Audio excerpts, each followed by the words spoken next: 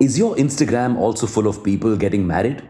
Every time you refresh the app, someone new is going off for their honeymoon. Yes, the wedding fever is here. 3 million weddings are taking place this wedding season, and we're jumping on this ship too. Today, let's help our hero couple, Naina and Bunny, plan their wedding. Yes, financial wedding planners should be a thing. P.S. We've also prepared a checklist for you to budget and plan your wedding better. Link at the end of this blog. Welcome back to Revolution Read On, a daily podcast where we break down one story from the world of business and finance. Click on the subscribe button to never miss an update from us. Here's your story for today. Naina and Bunny have very different ideas about where they want to get married. Naina wants a quiet and simple wedding, while Bunny wants a full-time 3-day destination wedding. Now, the wedding venue is the biggest cost they'll have to incur. If they go the Naina way, they could spend more on food, decorations, and even their honeymoon. But if they go Bunny's way and have a full-blown destination wedding, they could have to cut down on the food costs or the decorations. A small AC banquet hall for 100 guests in Mumbai will cost 25,000 rupees per day. But renting the Leela Palace in Jaipur for a day costs 6,75,000 rupees. What do we suggest? The best of both worlds. Choose a destination that is offbeat and cheaper, and a wedding date that doesn't fall during the peak wedding season. So, for all of you taking notes, plan ahead and save to fulfill all your wedding dreams. And make sure you and your partner are on the same page.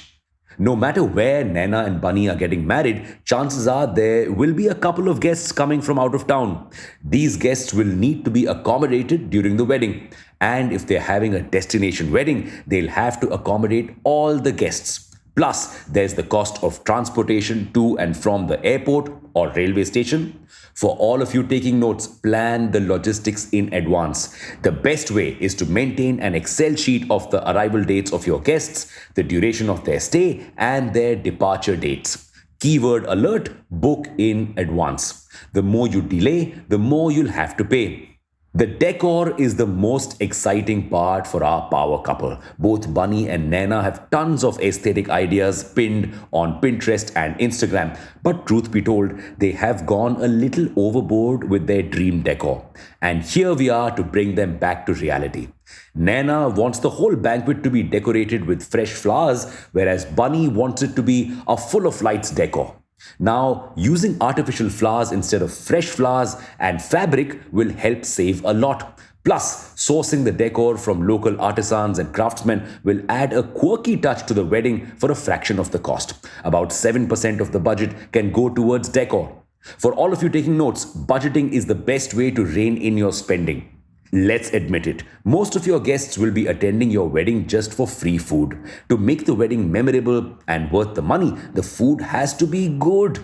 Now, a 1,800 rupee plate may be affordable for 50 guests, but a 1,200 rupee plate could be expensive for over 1,000 guests. Our suggestion for Naina and Bunny: all in all, food and catering should cover not more than 45% of your budget.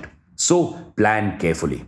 Now, Naina has always wanted a simple wedding, but her wedding wardrobe dreams are not so simple. She wants a Manish Malhotra lehenga.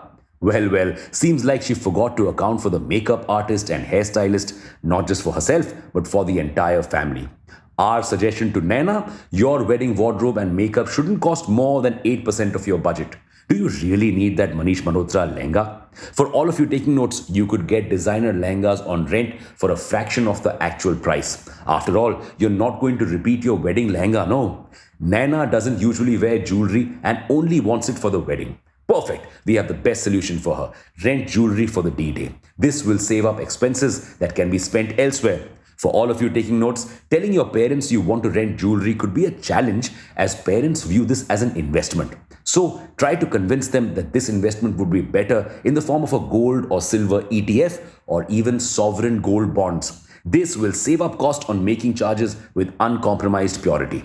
Can you even imagine an Indian wedding without gifts? But gift expenses seem tiny to Nana and Bunny, so they haven't planned for it yet.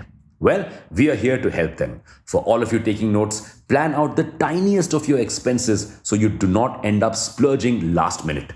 Well done. We are all set with Nana and Bunny's power wedding. Now we just need to accommodate wedding invites.